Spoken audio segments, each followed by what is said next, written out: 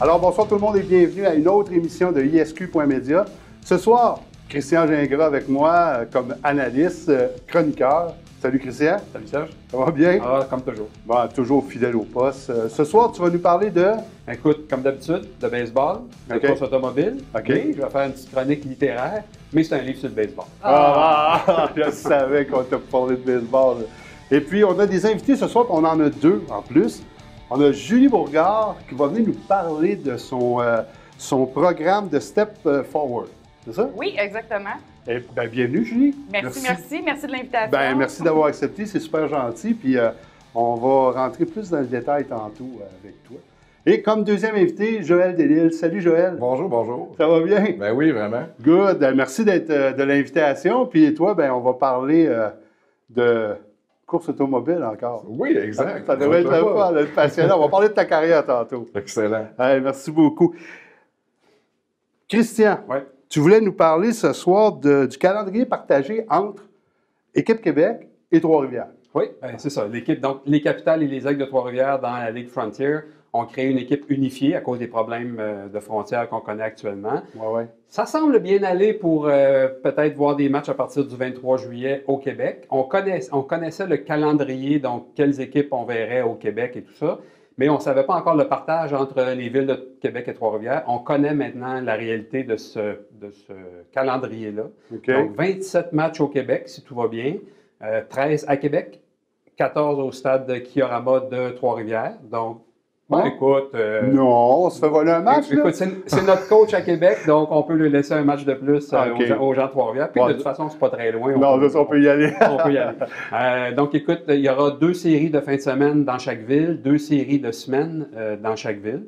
À Québec, on aura droit à 6 matchs pendant les vacances de la construction. Oh, ça, c'est bien, ça. Ça, c'est très bien. Donc, à la fin juillet, on va avoir droit Réservez vos dates. Oui, tout de suite. On va avoir droit à 3 matchs dans la 3e semaine d'août. Et 4 matchs dans le coin de la fête du travail. Donc, tout le monde est en congé. Ça va terminer la saison, terminer l'été en beauté avec du baseball au Stade Canac. On va voir des équipes connues, donc Sussex, les Boulders de New York maintenant, les Jackals de New Jersey et une nouvelle équipe, les Valley Cats de Tri-City, qui vont jouer dans la même division. En 2022, ils vont venir dans la même division. Quand ça va être tout rétabli, que les frontières vont être ouvertes. Tout à fait. Ah, c'est des bonnes nouvelles quand même. Oui, c'est des bonnes nouvelles. Puis on espère qu'on pourra avoir beaucoup de monde dans les estrades. Évidemment, on s'attend à ce que ce soit peut-être 25, 30, 50 de la capacité normale, mais on espère le plus de monde possible. Mais ça regarde bien. Oui, je pense qu'on est sur le bon bord. Il faut être optimiste. Oui. Moi, j'avais le goût de vous parler un peu de cinéma. West Side Story, ça vous dit-tu quelque chose? C'est vieux, ça. C'est vieux, tu dis, c'est un super de vieux film, mais j'ai tout le temps dit quelque chose. Hein? Tu connais Steven Spielberg? Oui. Il va refaire un remake de cette... Lui aussi, il est vieux. Lui aussi, il est vieux, c'est sûr. Mais il va refaire un remake de ce film-là. Donc, ça devrait sortir dans les alentours, peut-être 21, mais 22. Un remake de West Side Story. Fait que je pense que ça devrait être assez intéressant. Tantôt, je vous avais présenté les invités, donc on y va tout de suite. Je me tasse un petit peu. Julie Bourgard, comment ça va? Ça va très bien. Ça va super bien. Écoute, Julie, tu as créé on peut dire ça, tu as créé un beau programme pour aider les jeunes démunis. Exactement, oui. Un programme de danse. Oui. Peux-tu m'en parler un petit peu? En fait, je suis une passionnée de danse. Je pense que j'ai commencé à danser avant de marcher. Fait que déjà, c'est une grande passion pour moi.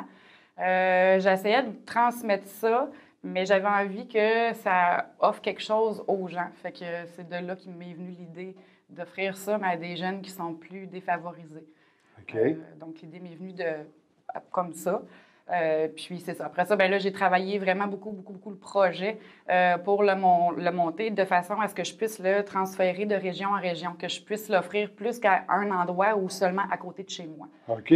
Donc, c'est accessible même aux États-Unis, de ce que j'ai entendu parler. Là, présentement, oui, ça a été signé à Phoenix. On est aussi à Sherbrooke. On va être aussi à Carleton pour 2 ans. Puis, 5 ans à Québec. Fait que ça, c'est une super belle nouvelle. Ouais, on est très contents.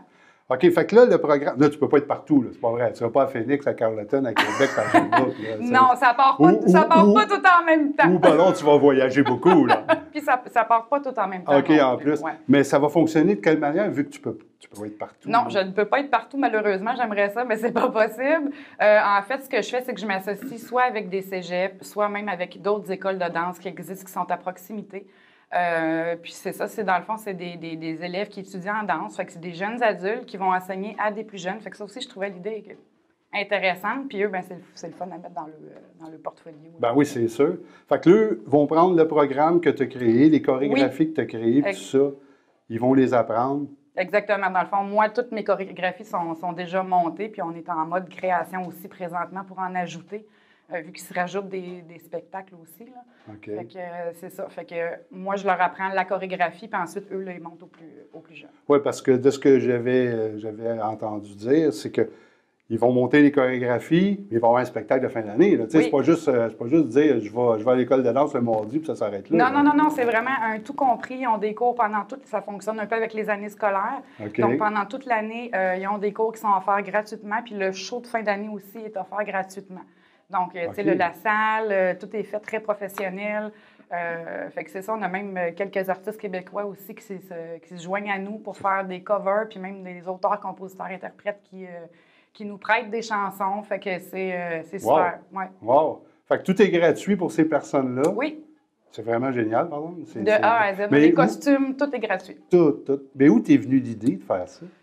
Ben, je suis une passionnée de danse, puis ça me manquait d'en faire parce que là, je suis plus de cours, fait que je me suis dit, bon, comment je pourrais commencer ça sans créer une école pour faire de l'argent ou j'avais vraiment envie de partager une passion, mais sans nécessairement faire de l'argent avec ça. C'était pas le but. C'était pas le but. Fait que l'idée d'aider les plus démunis, leur donner au suivant. Exactement. Ta passion que tu as. Phoenix, c'est signé. Ça va commencer quoi l'année prochaine, en septembre? Phoenix, c'est en septembre, dans le fond, que les cours débutent. Donc, Sherbrooke, la même chose? Sherbrooke, la même chose. Il y a la région de Québec, dans le fond, qui va commencer l'année suivante. Là. Okay. Pas septembre qui s'en vient, donc le septembre prochain. Fait que là, un projet comme ça, c'est le fun, c'est intéressant, c'est motivant. Très intéressant, motivant, oh oui. C'est-tu motivant pour refaire un autre projet comme ça un peu plus tard? T'as-tu des idées? En fait... As-tu des scoops? Non, mon scoop, c'était pas mal Québec parce que ça s'est signé ça récemment. Là, OK, c'est tout nouveau. Donc, on a été les premiers à qui... Les premiers, oui. À qui t'en parle? Oui. Mon Dieu, c'est vraiment le fun. aussi, il n'y avait personne qui était au courant. Vous êtes les premiers à le savoir. C'est le fun. Écoute, moi, je trouve que c'est vraiment génial comme projet. C'est vraiment une belle initiative. On te souhaite le meilleur des succès là-dedans. Puis, je t'envoie l'invitation comme ça, mais tu vas sûrement aller à Phoenix. Ben oui. Je pense que ça serait le fun, mais que tu reviennes de Phoenix, de revenir nous voir puis nous conter un peu comment ça s'est passé là-bas. Oui, je pourrais même vous amener des images oui, ça pourrait être intéressant de nous montrer un peu comment ça a fonctionné, comment tu as pu établir les liens là-bas. Puis, mais, question, comment tu as fait pour te rendre jusqu'à Phoenix, en Arizona? C'est pas ça, c'est le bouche à oreille. Ça, c'est la plus belle chose qui existe dans la vie. Même mon projet au tout départ à Sherbrooke, ça a été signé par l'entremise d'un ami, dans le fond, qui m'a... présenté à quelqu'un, puis de fil en aiguille, je suis tombée sur la bonne personne qui a dit « on embarque Hey. ». C'est comme ça que ça s'est fait. Oui, c'est comme ça que ça s'est fait. Puis j'ai une bonne étoile. Oui, c'est sûr. Écoute, comme je te le disais tantôt, félicitations. Merci d'être venu nous en parler, puis je pense que tout le monde va être content de voir ce projet-là qui va aider plein de jeunes, plein de personnes démunies. Oui, puis le but, c'est d'apporter... la joie de vivre. Oui, la joie de vivre dans le plus d'endroits possible. Surtout que de ce temps-ci, on est un petit peu... On n'embarquera pas dans le sujet, mais c'est des fois, la joie de vivre est loin. Oui, c'est ça. Ça fait du bien des choses positives. Oui, c'est ça. Merci beaucoup, Julie. Ça a été super le fun de te recevoir. Christian, tu voulais nous parler de Romain Grosjean. Ben oui, Romain Grosjean, le pilote français qui a eu un terrible accident à Bahreïn l'année dernière en F1. Moi, j'en reviens pas comment ça fait que ce gars-là est sorti de là vivant. Un vrai miraculé. Écoute, évidemment, il n'a pas pu terminer la saison de F1. Il restait 2 courses. Et quelques jours après l'accident, Toto Wolff, le directeur de l'écurie Mercedes, avait promis à Romain Grosjean qu'il lui permettrait de repiloter une F1. Alors, promesse faite, promesse tenue. OK. Donc, Romain Grosjean, la semaine dernière, a fait son fitting. Il s'est assis dans le baquet pour avoir son siège moulé. Ils ont moulé son siège. Ils ont moulé son siège. Il va participer à une journée d'essai sur le circuit Paul Ricard en France, pas loin de chez lui. Ah, bon. Une journée d'essai sur la Mercedes 2019, celle qui a gagné le championnat du monde en 2019. Et il va aussi faire quelques tours de démonstration au Grand Prix de France. Écoute, c'est une belle façon pour Romain Grosjean de quitter la F1. Ça ferme la boucle de la F1. Actuellement, il court en Formule Indy aux États-Unis. Donc, la saison est commencée. Il court pour l'écurie Dale Coyne Racing. OK. Écoute, ça se passe bien pour lui. Il est en train d'apprendre une nouvelle formule. Oui, parce que c'est un autre monde, Indy, c'est un autre monde complètement. Fait que ça veut dire qu'on ne le reverra probablement pas en F1. Non, je ne crois pas. Écoute, sa carrière a quand même été assez longue en F1. Oui. La boucle est fermée, comme on disait tantôt. Il passe à d'autres choses. Ah, ben c'est le fun. Tiens, tu voulais aussi nous parler de Raphaël Lessard. Ben oui, des mauvaises nouvelles la semaine dernière. Lui-même, dans un communiqué de presse, a annoncé qu'il mettait fin à sa saison 2021 dans la série Camping World Truck en NASCAR. Écoute, il aura travaillé fort jusqu'à la fin. Au Kansas Speedway, sa dernière course, il s'est ramassé loin en arrière de tout le monde. Oui, 2 fois en faisant fond de grille. Il a finalement fini 8e, travaillé très fort dans le 3e segment de la course. Donc, encore une fois, il a montré son grand talent. Hein. Le problème, c'est qu'en course automobile, ça prend du talent, mais ça prend aussi de l'argent. Effectivement. Puis malgré, écoute, le support, le très grand support de Canac, de Richelieu, des gens autour de lui, puis même de ses supporters qui ont financé une partie de sa saison. Oui, il y a des investisseurs privés qui ont mis des sous. Malheureusement, mais le coffre était vide, puis il n'y avait plus d'argent pour continuer. Alors, je pense que Raphaël a pris la bonne décision de se retirer. Il va se regrouper, il va prendre le temps d'y penser, prendre le temps de trouver des bons partenaires financiers pour avoir une saison 2022 très complète. Ça va faire drôle de voir la camionnette 24 pilotée par quelqu'un d'autre, mais écoute, c'est... Puis en 2022, tu sais, je sais qu'il a en tête de faire le Daytona 500. Oui, tout à fait. Il l'a dit dans son communiqué de presse. Ses parents qui le supportent depuis toujours, il dit « Ce que je veux, c'est rouler au Daytona 500 dans une voiture NASCAR devant mes parents. Avec mes parents assis dans les estrades. » Oui, il souhaite, parce que c'est vrai qu'il a du talent, puis il s'est rendu quand même loin. Puis c'est ça. Écoute, il nous reste un Québécois en NASCAR, Alex Labbé, un petit gars de Victoriaville, qui est dans la série Xfinity, donc la deuxième série de NASCAR, si on veut. Sa position actuellement, c'est autour de la 30e place au classement général, donc c'est pas un grand succès, mais au moins on a quelqu'un en NASCAR, puis là, c'est Alex Labbé qu'on va suivre d'ici la fin de la saison. Fait que, en espérant qu'avec le règlement de la pandémie, les investisseurs vont pouvoir avoir des sous, vont pouvoir emmener leurs clients voir les courses. C'était le gros problème. C'est que là, les clients de Canac, les clients de Richelieu, qui d'habitude sont invités dans les loges VIP un peu partout aux États-Unis, il n'y en a pas. Donc, c'est difficile pour les commanditaires à ce moment-là de justifier leur investissement. Eh bien, on va y souhaiter bonne chance à Raphaël. Bon, si vous avez des sous à investir, des grosses compagnies, appelez-les. Je suis sûr qu'ils vont vouloir vous parler. Tout à fait. Course automobile. Ouais. Hein? On a un invité spécial avec nous aujourd'hui, Joël Delisle. Salut, Joël. Bonjour. Comment ça va? Ça va super bien. Écoute, on parlait de NASCAR, on parlait de Formule 1, mais toi aussi, tu es un pilote. Tu es un pilote de la région. Oui, exact. Ta carrière a commencé quand, toi, Joël? Je suis à ma 25e année.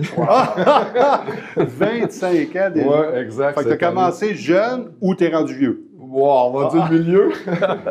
Non, j'ai commencé, j'avais à peu près 17-18 ans. Ouais, 18 ans. OK. 18 ans, parce que dans le fond, je restais dans la région de Montréal. C'est vraiment à mon arrivée dans la région de Québec que je venais faire mes cours de pompier, que là, la passion m'a pris en voyant une course de démolition. Puis OK. Oui, parce que c'est là-dedans que tu as commencé le départ. Course de démolition. Course de démolition. J'ai même été à Brompton faire les festivals, les Farmer Fair Festival. J'ai été au Monster Spectaculaire des côtés démolition.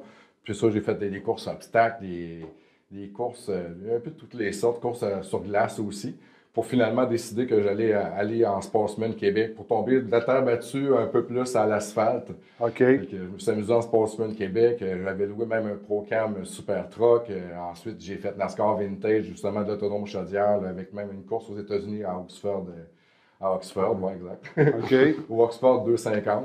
Fait que, ouais, c'est quand même des belles expériences. Là. C'est sûr, oui, des belles expériences. Puis comme tu dis, 25 ans de pilotage, Ouais. beau, tu sais, course de démolition, c'est correct, là, mais quand tu tombes dans les autres catégories, ça commence à être impressionnant. Mais Serge, tantôt, on parlait de commanditaire pour Raphaël Lessard. Oui. 25 ans en course automobile, ça prend aussi des Ça en commanditaires. prend, oui, exact. Puis je vous dirais que je comprends Raphaël, puis je comprends les montants, surtout lui à son niveau, c'est vraiment des montants qui sont extravagants. Extravagant. Mais on dit ça, mais tu sais, même vous autres, tu sais, on dit, OK, c'est des classes un peu, je peux pas dire des classes plus basses, là, mais je veux dire, ça coûte cher.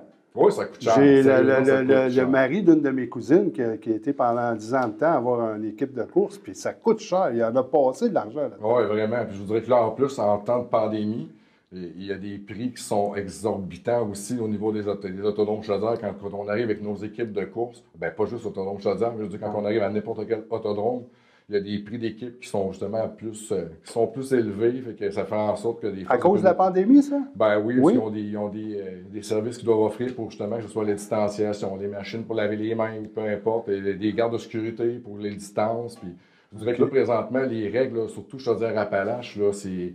Au niveau course, ils acceptent présentement un pilote avec un mécano. Sauf que là, un mécano, on ne peut pas faire grand-chose avec ça. Une équipe régulière, pour toi, c'est quoi? C'est toi, évidemment, le pilote? C'est moi le pilote, puis au moins, au minimum, trois mécanos. Je vous dirais que ça prend au moins, si on a un flat, ça prend au moins une crevaison. C'est sûr, ça prend au moins quelqu'un sur la crevaison. Pendant que l'autre met du gaz.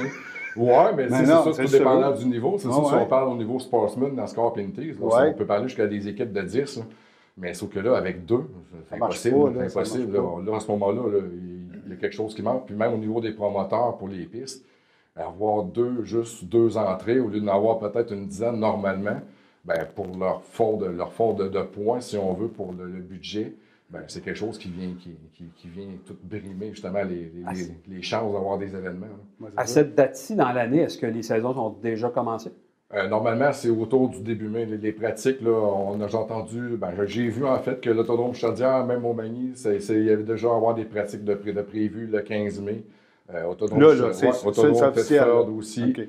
Ouais, fait que dans le fond, de la façon qu'ils vont fonctionner, étant donné que c'est 25 véhicules par fois, si on veut par shot. OK, ouais. Dans le fond, en tout cas, il y a certains autodromes qui vont faire procéder, dans le fond, du 25 véhicules le matin, 25 véhicules l'après-midi. Différent, comme deux gangs différents. Pour justement essayer de donner une chance à tout le monde de pouvoir venir pratiquer, justement, parce que le but de pratiquer, c'est de venir préparer les setups pour les courses, puis de même préparer certains équipiers. Oui, parce qu'on parle de F1 ou qu'on parle de NASCAR Vintage ou toutes ces choses-là, il y a de la préparation. Là. Ah oui, oui. La semaine, là, dans le garage, puis les ratchets sont sortis. Je voudrais que tout le monde, là, oui, on a été longtemps à attendre puis dire ça va-tu avoir lieu, ça va-tu avoir lieu. Moi, je voudrais que cette année, j'ai fait comme si ça avait lieu. On a un horaire, oui. On est supposé, là, cette année, je course pour justement l'équipe de Julien Saint-Onge en Gaspésie. Oui, c'est ça. Exact. Fait que dans le fond, là, on a prévu à notre horaire de courser à Baie-des-Chaleurs en Gaspésie, à New Richmond, mais là, dans le fond, en terre battue cette année. Okay. C'est dû à un retour, justement, à une invitation de Julien Saint-Onge, là, qui est promoteur, justement, de l'autodrome New Richmond à Baie-des-Chaleurs, que l'année passée m'a fait venir comme un peu un pilote invité à venir rouler avec un sport compact, un Sunfire. Puis finalement, ça a bien été. J'ai gagné les 2 fois que j'ai été. Okay. Fait qu'il m'a dit, bon, on va recommencer l'année prochaine. On t'engage. On t'engage. Ouais, c'est ça. Fait que cette année, vraiment comme à l'horaire prévu, on aurait l'autodrome Baie-des-Chaleurs, Bas-Saint-Laurent, BSL, l'autodrome Thetford, l'autodrome East-Broughton, Saint-Guillaume, Saint-Marcel, Cornwall, Ontario. Et puis peut-être Granby, Drummond qui n'ont pas encore des dates de sortie à ce moment-ci. OK, eux autres, c'est pas. C'est ça. Fait que je vous dis qu'à mesure, même, on va, je pense, s'adapter avec les horaires de quelle région vont pouvoir avoir lieu. Puis, Oui, parce que là, on le sait, le monde se font vacciner, ça avance, ça peut changer du jour au lendemain, mais on est tout le temps en attente de quelque chose. C'est un peu dommage. Mais si ce n'était pas de la pandémie, le sport est en santé. Il y a des pilotes qui veulent piloter, puis il y a des voitures là, qui sont... Ah oui, absolument. Puis je voudrais qu'il y ait même peut-être un engouement, justement, de dire que ça fait comme 2 ans que ça s'est presque arrêté, 1 an certainement. Mais l'année passée, il y avait comme des pratiques ou quelques régions qui avaient des événements. Mais là, cette année, on dirait que tout le monde est en feu. Même, j'entendais dire que la série Sportsman Québec, je pense, vont avoir un record de nombre d'inscriptions de pilotes cette année là, du côté de l'autodrome Montmagny. J'entends plusieurs séries comme ça, côté même Motocross des Chambeaux qui ont des gros événements nationaux qui ont prévu cette année. Mais bref, on va tout le monde attendre de voir c'est quoi les couleurs qu'on va se faire donner pour avoir le drapeau vert un jour. Ouais, tu parlais de record, c'est parce que ça me vient en tête que un truc que j'ai lu sur toi. T'as pas un record de boucan, comment on appelle ça? Donc, oui, c'est show de boucan. Oui, le record Guinness du plus gros show de boucan au monde. Ouais, avec le Dragfest exact de Saint-Théophile il y a 2 ans. Ouais, c'est un Guinness, là. Oui, ben, en fait, on n'a pas réussi à battre le record Guinness, mais on a en main le record canadien qui se doit être 115 autos à faire un burn-out, c'est-à-dire un show de boucan viré sur place avec les tailleurs. Combien de chars? 114. 114 autos en même temps, simultanément. Ça devait sentir le robot, là. On a fait des beaux nuages. Hey, là, je comprends. Je fais souvent la route. Je faisais régulièrement la route avant la pandémie, la 204 en Beauce. Oui. Puis je voyais à beaucoup d'intersections des donuts. Des donuts. Je comprends que c'est le coin pour ça.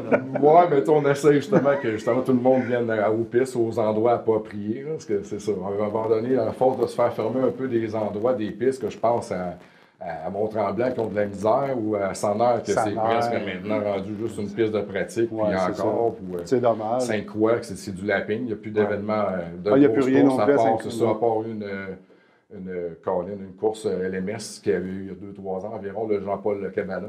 Mais sinon, là, c'est ça. On espère que c'est ça de ne pas se faire fermer d'autres pistes parce que ça prend ces endroits-là pour justement rapatrier les jeunes ou peu importe, faire un peu même une formation là, de. Oui, puis il y a un engouement pour ça. Là. Tu sais, je veux dire, il y a une clientèle pour ces courses-là. Moi, j'ai dû en voir une couple de fois. Je viens de la Montérégie. Je suis allé souvent au Granby Speedway voir les courses. Puis sortir de là.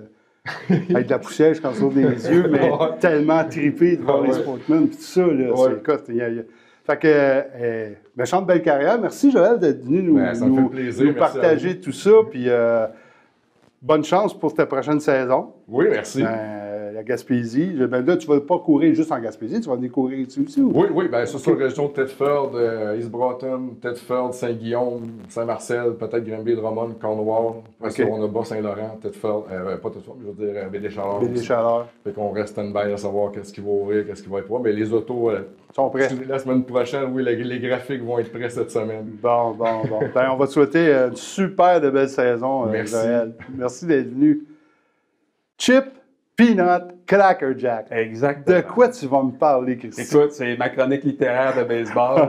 C'est un nouveau livre qui a été publié aux Éditions de l'Homme de Frédéric Daigle qui s'appelle Chips, Peanuts, Cracker Jack. Écoute, c'est ce qu'on entendait quand on allait voir les expos au Stade olympique. Ouais, même au Parc Jarry. Oui, même au Parc Jarry, oui, tout à fait. Écoute, c'est un livre que j'ai pas fini encore, mais ça fait quelques heures que je l'ai. J'ai quand même dévoré pas mal de pages en quelques heures.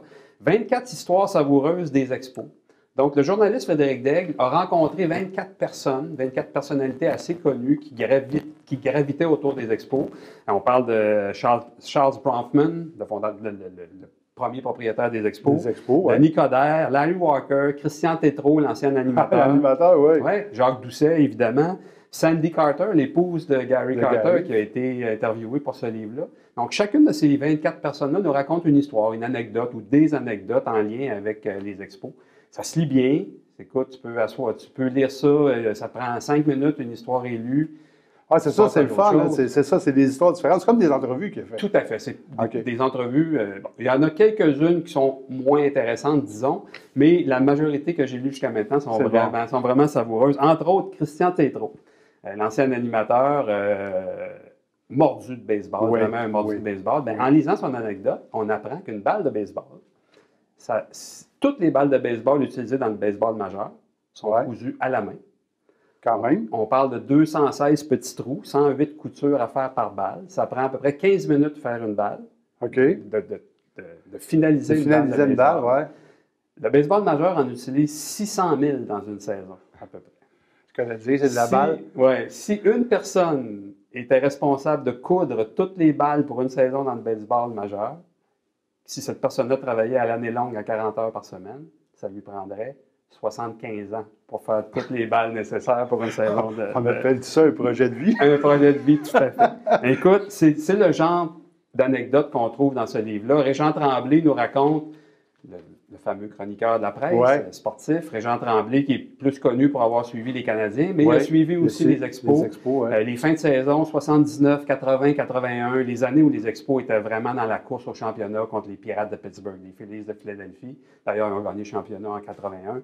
Mais Régent Tremblay nous raconte l'ambiance qu'il y avait dans les voyages, dans les hôtels, dans les avions, avec les joueurs des expos et les autres journalistes. C'est formidable. C'est des anecdotes intéressantes. Alors, écoute, c'est une lecture que je recommande. On répète, Chips, Peanuts, Cracker Jack, Édition de l'Homme, Frédéric Daigle, disponible sur le web, 30 $ seulement. Ah, quand même. Oui, ça va bien. C'est intéressant. Je voulais avoir un bon livre d'anecdotes, c'est le temps. Écoute, moi, je voulais vous parler d'espace. L'espace. Blue Origin, ça vous dit-tu quelque chose? Ça vous dit à chaque fois que je te pose une question, je connais pas ça. Blue Origin, écoutez, ils vont envoyer dans l'espace, au mois de juillet 2021, 6 personnes, 6 civils, qui vont partir en fusée, puis qui vont aller... C'est un vol de 10 minutes. OK? Ils ne sont pas partis 3 ans. C'est un vol de 10 minutes. Ils vont monter jusqu'à 100 km de la Terre. Fait qu'ils vont tomber dans un... C'est la zone où le début de l'espace. OK? La NASA a baptisé cette zone-là. Il y a un nom pour ça. Attends, il faut que je le trouve parce que c'est vraiment... faut le savoir. Là. Ça s'appelle Kármán. OK? Ça, c'est la zone où, quand tu as passé ça, tu es un astronaute, tu as été dans l'espace. Ouais. Fait qu'ils vont envoyer 6 personnes dans la fusée Blue Origin. La fusée, elle a... au sommet de la fusée, il y a comme une petite capsule. Les 6 personnes sont là-dedans. Rendues à 75 km d'altitude, la capsule est éjectée. Eux continuent. La capsule vient atterrir sur la Terre, la fusée. La capsule, elle va passer 7-8 minutes dans l'espace. Ils vont pouvoir profiter de la pesanteur, tout ça, voir. Il paraît qu'il y a un paquet de hublots. Est-ce que c'est là que l'agent de bord sort les chips, puis là, c'est... Et Cracker Jack, peut-être. L'histoire ne le dit pas. Mais ce qui est drôle là-dedans, c'est que il y a déjà 5 passagers qui ont été choisis. Le 6e siège est vendu à l'enchère. Fait que n'importe qui peut biter sur Amazon pour aller faire une ride dans l'espace. C'est la première fois que cette fusée-là va avoir elle va être habitée. Donc, c'est le premier vol habité. Peut-être que je ne mettrai pas tout de suite de l'argent là-dessus. J'attendrai de voir s'ils vont revenir parce que c'est bien beau, là, la capsule a fait un genre de loop.